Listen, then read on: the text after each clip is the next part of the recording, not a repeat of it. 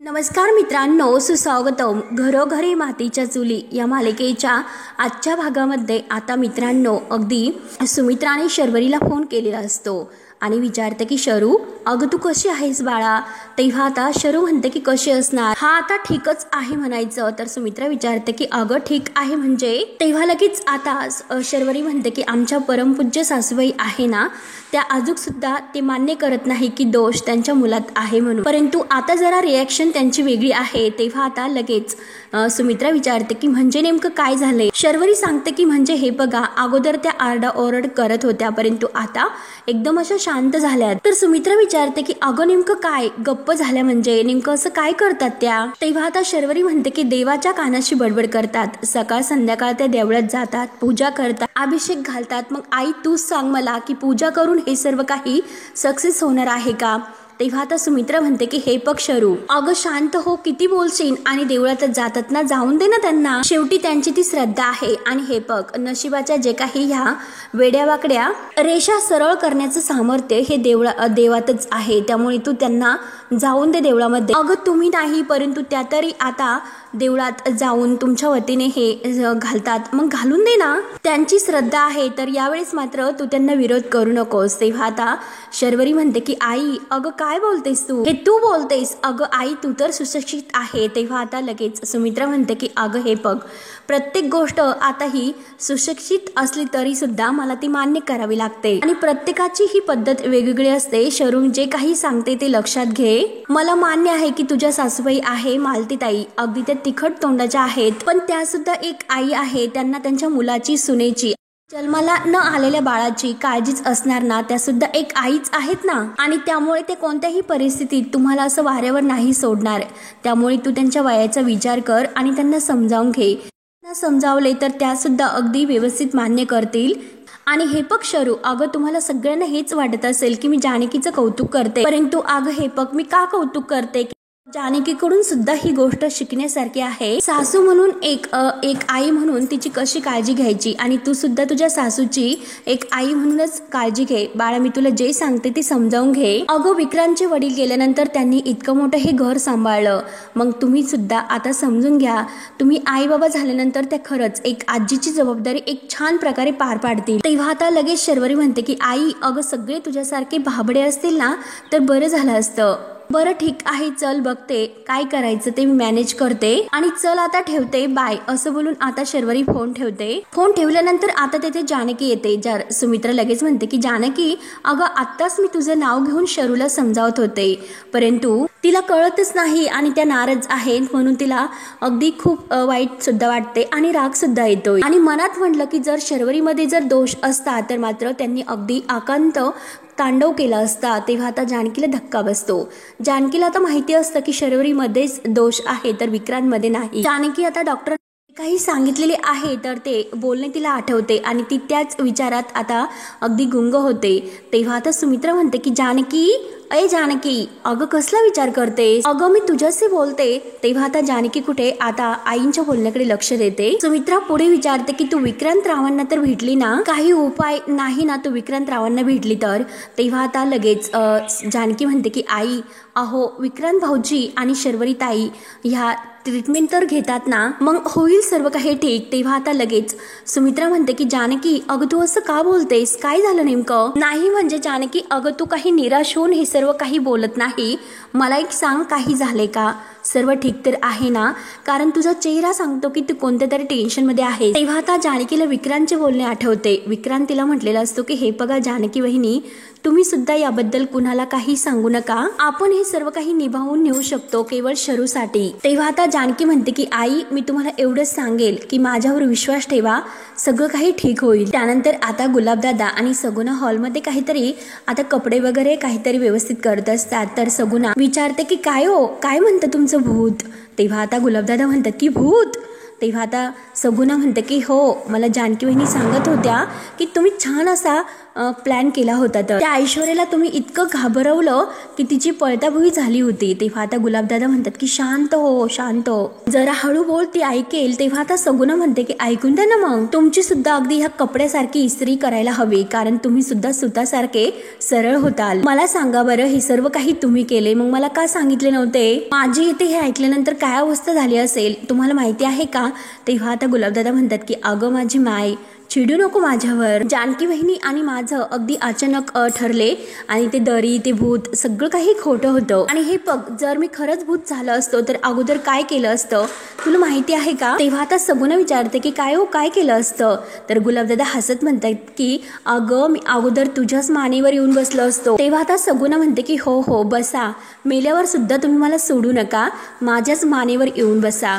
तेव्हा आता गुलाबदादा हसत म्हणतात की हो हो, नाही सोडणार मी तुला, आणि चला आता घरी जाऊयात. म्हणून ते दोघे आता घरी जायला निघतात. परंतु ज्या काही आता जानकीची साडी वगैरे असते त्या गाठोड्यात, तेव्हा आता ऐश्वर्या तेथे येते आणि जानकीची ती साडी घेते, कारण आता सौमित्रला कसं फसवायचं हा आता ऐश्वर्याचा पुढचा प्लॅन असतो. तेव्हा आता अवंतिका आणि सौमित्र झोपलेले असतात, परंतु आता फॅन आणि AC बंद असल्यामुळे सौमित्रला जाग येतो. सौमित्र म्हणतो की फॅन आणि AC सुद्धा बंद आहे, अवंतिका कशी झोपली असेल, म्हणून तो उठतो. आणि तेवढ्यात मात्र आता खिडकीशी ही ऐश्वर्या जानकीची साडी घालून येते आणि डोक्यावर पदर वगैरे घेते, कारण लाईट सुद्धा इनेच घालवलेल्या असतात. तेव्हा आता सौमित्र म्हणतो की जानकी वहिनी, अगं तू इतक्या रात्री इथे का आलीस?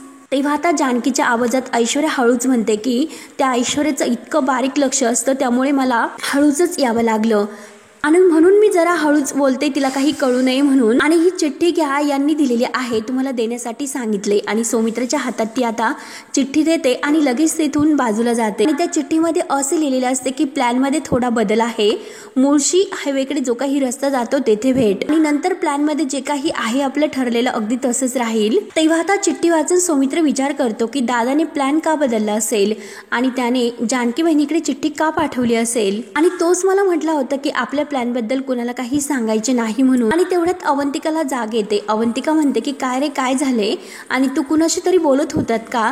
तेव्हा आता सौमित्र म्हणतो की अगं काही नाही, मी स्वतःशीच बोलत होतो. तेव्हा आता अवंतिका म्हणते की बाईच्या आवाजात. तेव्हा सौमित्रला हसू येतं आणि तो म्हणतो की लॉयर मॅडम, झोपेत सुद्धा किती अलर्ट असतात तुम्ही.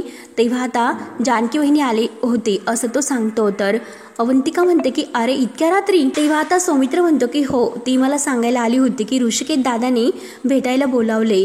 तेव्हा आता अवंतिका म्हणते की एवढ्यासाठी जानकी वहिनी आल्या होत्या का? मला असं वाटलं की लाईट का गेला हे विचारायला वहिनी आल्या असतील. तर सौमित्र म्हणतो की नाही ग, मला ती एवढंच म्हणाली आणि तू झोप, लाईट येईलच. तेव्हा आता अवंतिका म्हणते की अरे तू सुद्धा झोप आता, का नाही तर झोप झाली नाही म्हणून चिडचिड करत बसायचा. आणि तेवढ्यात ऐश्वर्या आता दरवाजा उघडून बाहेर येते आणि बाहेर आल्यानंतर लाईट चालू होते. तेव्हा लगेच समोरून सारंग येतो. सारंग आता जानकी वहिनी म्हणून आता ऐश्वर्याला तो फसतो आणि म्हणतो की जानकी वहिनी. तेव्हा आता ऐश्वर्या लगेच म्हणते की सारंग भाऊजी, आणि जानकीची ती लगेच आता नक्कल करते आणि लगेच सारंग इतका हसतो. दोघे आता हसून एकमेकांना टाळी देतात. तेव्हा आता सारंग म्हणतो की ऐश्वर्या, अहो तुम्ही मला लाईट बंद करण्यासाठी बाहेर पाठवलं होतं आणि तेवढ्या वेळात हे सर्व काय केलं तुम्ही? तेव्हा आता ऐश्वर्या म्हणते की हो सारंग, जो प्लॅन मला करायचा होता तो जर अगोदर सांगितला असता तर प्लॅन मध्ये काही मजा असेल का? आणि हे बघा, जो प्लॅन मी केलेला आहे ना, त्यामुळे आपल्या घरामध्ये असा भडका उडणार आहे आणि आपण फक्त मज्जा बघत राहायची. तेव्हा आता सारंग म्हणतो की वाव ऐश्वर्या, वावा. आणि हे बघा, तमाशा म्हणजे काय? तर ऐश्वर्या म्हणते की सारंग, अहो हे बघा, जो प्लॅन मी केलेला आहे आणि त्या प्लॅनमुळे ती जानकी आणि तिचा नवरा कसा अडकतो हे बघत राहा. तेव्हा आता सारंग लगेच हसतो आणि ऐश्वर्याच्या हाताला दोघे आता एकमेकांची एकमेकाला हाणतात. तेव्हा आता लगेच सारंग मोठ्याने ओरडतो की वा, खरंच जानकी वहिनी. आणि तेवढ्यात जानकी बाहेर येते, म्हणजे ती रूममधून खाली उतरतच असते. आणि तेव्हा ह्या दोघांचा आवाज ऐकते. तेव्हा जानकी म्हणते की कसला आवाज येतोय, म्हणून ती बाहेर येत असते. तर सारंग लगेच जानकीला बघतो आणि ऐश्वर्याला म्हणतो की ऐश्वर्या, जानकी वहिनी बाहेर येते. आणि तेवढ्यात आता दोघेही धावतच लपायला जाणार, तोच लगेच ऐश्वर्याच्या पायाला कुंडी लागते आणि ती कुंडी खाली पडते. ऐश्वर्या जोरात ओरडत असते की आई ग. आणि आता मात्र ते तेथेच लपतात. तर जानकी बाहेर येते. जानकी खाली येत असते की कसला आवाज आला आणि कोण आहे तिकडे, म्हणून ती आवाज देत असते. ऐश्वर्या आणि सारंग अगदी घाबरतात। तेव्हा आता जानकी कोण आहे, आवाज कसला आला असं शोधत असते, परंतु तेवढ्यात तिला समोर ती कुंडी पडलेली दिसते। जानकी आता तिकडेच यायला निघते की कुंडी कशी पडली असेल, आणि तेवढ्यात सारंग लगेच पुढून येतो। ऐश्वर्या दिसू नये म्हणून तो समोर येतो आणि जानकीला मोठ्याने ओरडत घाबरवतो। तर जानकी म्हणते की सारंग भाऊजी, अहो काय, किती घाबरले मी, तुम्ही इथे काय करतात? तेव्हा सारंग म्हणतो की मी लाईट ऑन करण्यासाठी गेलो होतो, कारण लाईट गेलेले आहेत, आणि चल ना वहिनी आतमध्ये चल। तेव्हा आता जानकी म्हणते की अहो ती कुंडी, आणि ती कुंडी कशी पडली असेल, मला तर असं वाटतं की ह्याच कुंडीच्या आवाजाने। जानकी कुंडी उचलायला जाणार तर सारंग तिचा हात धरतो। वहिनी अगं, जेव्हा मी लाईट चालू करण्यासाठी गेलो होतो तेव्हा माझ्या पायाच्या धक्क्याने ती कुंडी खाली पडली, आणि उद्या ती कुंडी मी नीट करून घेईल। तेव्हा आता जानकी म्हणते की सारंग भाऊजी, अहो मग तुमच्या पायाला लागले का? तेव्हा जानकी खाली वाकणार, तोच लगेच सारंग म्हणतो की नाही ग वहिनी। तेव्हा आता सारंग ऐकायलाच तयार नसतो। सारंग म्हणत असतो की वहिनी अगं आतमध्ये चल ना, रात्र किती झालेली आहे, खूप झाली, चल। तेव्हा आता तो जानकीचा हात धरतो आणि तिला घेऊन आत जायचा प्रयत्न करत असतो, परंतु जानकी आता सारंगचा हात सोडते आणि सारंगकडे बघत असते। तेव्हा सारंग विचारतो की काय झाले? तर जानकी म्हणते की हे बघा, मला कसला तरी आवाज आला म्हणून मी येथे बाहेर आले। तेव्हा सारंग परत तेच म्हणतो की वहिनी अगं अंधार असल्यामुळे ती कुंडी माझ्या पायाला लागली आणि ती खाली पडली। तेव्हा आता जानकी म्हणते की अहो मी तुम्हाला तेच विचारते, तुमच्या पायाला काही लागले का? तेव्हा आता सारंग जोरात उडी मारतो आणि म्हणतो की हे बघ वहिनी, पायाला काही झाले नाही, मी ठीक आहे। तर जानकी म्हणते की बरं थांबा, मी कुंडी उचलून ठेवते। जानकी म्हणते की थांबा, मी कुंडी उचलते, परंतु सारंग ऐकायला तयार नसतो। सारंग म्हणतो की अगं रात्र खूप झालेली आहे, मी सकाळी करीन व्यवस्थित, म्हणून तो परत जानकीचा हात धरतो आणि तिला आतमध्ये घेऊन जायला निघतो। सारंग जानकीला आतमध्ये हाताला धरून घेऊन जातो। वहिनी मी तुला सगळं काही सांगतो की मगाशी काय गडबड झाली होती, म्हणून तो आता जानकीला हाताला धरून आत घेऊन जातो आणि दरवाजा लावून घेतो। तोपर्यंत आता ऐश्वर्या उठते आणि आता ऐश्वर्याच्या जीवात जीव येतो। ती थँक गॉड म्हणून आता कुठून जाऊ म्हणून मागच्या दरवाजाने धावतच आत जाते।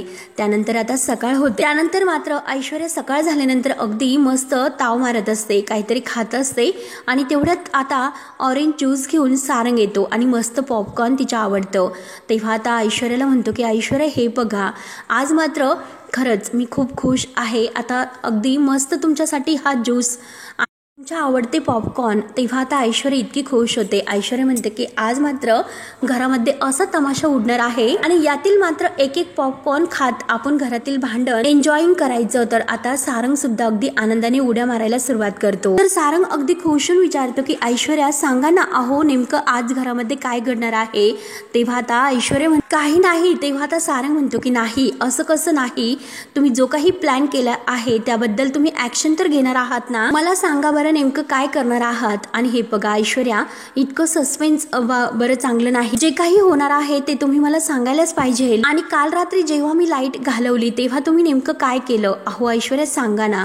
तर ऐश्वर्या फक्त आता जे त्या पॉपकॉर्न आणि जे काही खात आहे त्यावर ताव मारत असते। ऐश्वर्या म्हणते की काय तुम्हाला हे सर्व जाणून घेऊन काय करायचं, जे काही केलं ना मी ते व्यवस्थित केले। सारंग म्हणतो की सांगायलाच पाहिजे, असं काय करतात तुम्ही? आपल्या दोघांची एक टीम आहे, एक गोष्ट लक्षात ठेवा की या घरामध्ये एकटाच आहे की मी तुमच्या बाजूने उभा आहे म्हणून, आणि जर काही गडबड झाली तर मात्र तुमच्या मदतीला हा सारंगच धावून येणार आहे। त्यामुळे तुम्ही मला अंधारात ठेवू नका, नेमकं काल काय घडले आणि आज काय घडणार आहे त्याबद्दल सांगा। तेव्हा आता ऐश्वर्या म्हणते की हे बघा सारंग, मी काल जे काही केले ना त्यामुळे आज मात्र सौमित्र आणि ऋषिकेश या दोघांमध्ये फूट पडणार आहे। तेव्हा आता सारंग विचारतो की ऐश्वर्या पण, अहो माझ्या भावामध्ये फूट पाडून काय होणार आहे तुम्हाला? तेव्हा आता ऐश्वर्या म्हणते की अहो सारंग, खूप काही होणार आहे। जानकी आणि ऋषिकेश यांची टीम खरंच खूप अशी सावध आहे, कारण सौमित्र आणि अवंतिका त्यांच्या सपोर्टला आहेत, आणि जर आपल्याला ऋषिकेशची टीम ही वीक करायची आहे तर ऋषिकेश वर्सेस सौमित्र असे आपल्याला फूट पाडावी लागेल। आणि एकदा ह्या दोन भावांमध्ये जर फूट पडली मग हे बघा सारंग, अहो सौमित्र आणि अवंतिका आपल्या बाजूने होते, आणि त्यामुळे आपली टीम ही अगदी स्ट्रॉंग होईल। तुम्हाला मी जे काही सांगते ते कळते ना?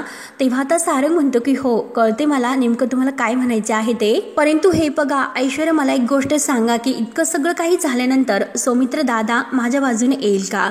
तर ऐश्वर्या म्हणते की अहो सारंग, अहो कमॉन, काय येणार नाही, किती काही झालं तरी आता हे बघा ऋषिकेश त्याचा सावत्र भाऊ आहे आणि तुम्ही त्याचे सख्खे भाऊ आहात. तेव्हा आता आजी तेथे येते. आजी म्हणते की खरंच जे काही गुंडी म्हणते ना ते अगदी खरं आहे. शेवटी रक्ताची नाती हीच उपयोगाला येत असते. तुम्हाला मी माझ्या अनुभवावरूनच सांगते बरं. जे काही तुला गुंडी सांगते ना की सौमित्र आणि सारंग हे एकमेकांच्या बरोबर राहायला हवे. तेव्हा आता ऐश्वर्या म्हणते की अहो आजी तेच तर मी केव्हापासून सारंगला हेच समजावते आणि हाच माझा सगळा प्लॅन असेल. तेव्हा आता बरोबर ती सारंगला आपल्या प्लॅन मध्ये गुंडाळते. तर सारंग लगेच आता हा नंदी बैलासारखा असणारा नंदी बैल लगेच बायकोचं बैल हो म्हणतो. तेव्हा आता आजी म्हणते की हो ना अगं करेक्ट, खरंच काय मेंदू आहे तुझ्या. असा मेंदूचा फोटो काढायचा आणि तो अभ्यासाला ठेवायचा खरंच. तेव्हा ऐश्वर्या मनात इतकी खुश होते आणि हे नेमकं काय आहे ते आता मात्र आपल्या घरातील सगळ्यांना कळेलच. परंतु आतापर्यंत काही मी प्लॅन केला तो सौमित्राने नक्कीच केला असेल आणि आता मात्र मजा येणार आहे. आणि त्यानंतर आता ठरलेल्या प्लॅन प्रमाणे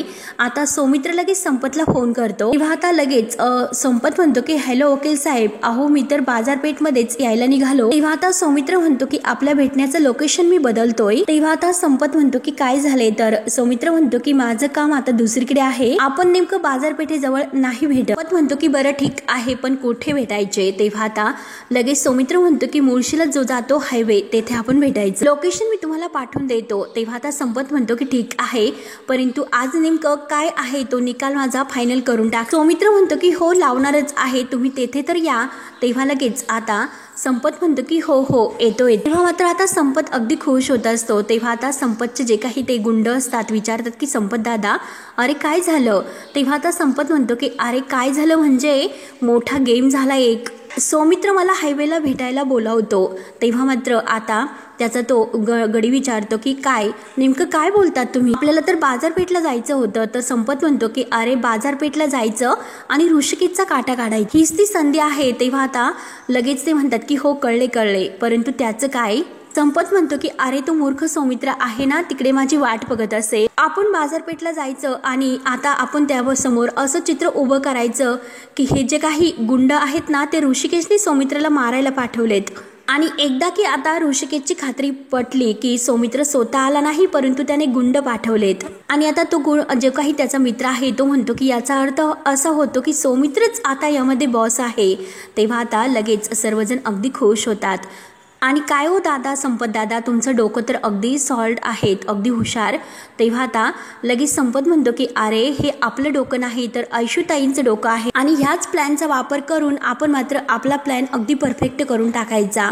आणि चला आता बाजारपेठेजवळ आणि ते तिकडे जायला निघतात. तेव्हा आता सौमित्र हा तयार होऊन खाली येतो आणि तयार होऊन खाल्यानंतर त्याचा आणि ऋषिकेशचा जो काही प्लॅन ठरलेला आहे की जाण्याच्या अगोदर फक्त तो रुमाल डायनिंग टेबलवर ठेवून जायचा म्हणजे मी ओळखेल की नक्की तो गेला की नाही. आणि त्याचप्रकारे आता सौमित्र खाली येतो, रुमाल आपल्या हातामध्ये ठेवतो. सौमित्र रुमाल तेथे ठेवतो आणि तर जायला निघतो. तर जानकी त्यांच्यासाठी चहा घेऊन येते आणि म्हणते की सौमित्र भाऊजी अहो तुम्ही सकाळपासून काही खाल्लेले नाही, हा चहा घ्या आणि मग जा नाहीतर खाऊन घ्या. तेव्हा आता सौमित्र पुढे येतो. सौमित्र म्हणतो की वहिनी अगं ऑलरेडी मला खरंच खूप उशीर झालेला आहे, मला एक महत्वाचं काम आहे, मला जावं लागेल. तर जानकी म्हणते की अहो निदान चहा तरी घेऊन जा. तर जानकी म्हणते की बरं. तेव्हा आता सौमित्र मनात जानकीकडे बघत म्हणतो की खरंच आज पहिल्यांदा मी जानकी वहिनीला न सांगता काहीतरी एक काम करतो. तेव्हा आता सौमित्रला थांबलेलं बघून जानकी म्हणते की भाऊजी अहो काय झालं, तुम्ही आता उशीर होताय असं म्हणाले आणि असे अचानक का थांबलात. तेव्हा आता सौमित्र म्हणतो की वहिनी अगं मी तुला म्हटलो की आजचा दिवस खूप महत्वाचा आहे, तू प्रार्थना कर म्हणजे सगळं काही ठीक होईल.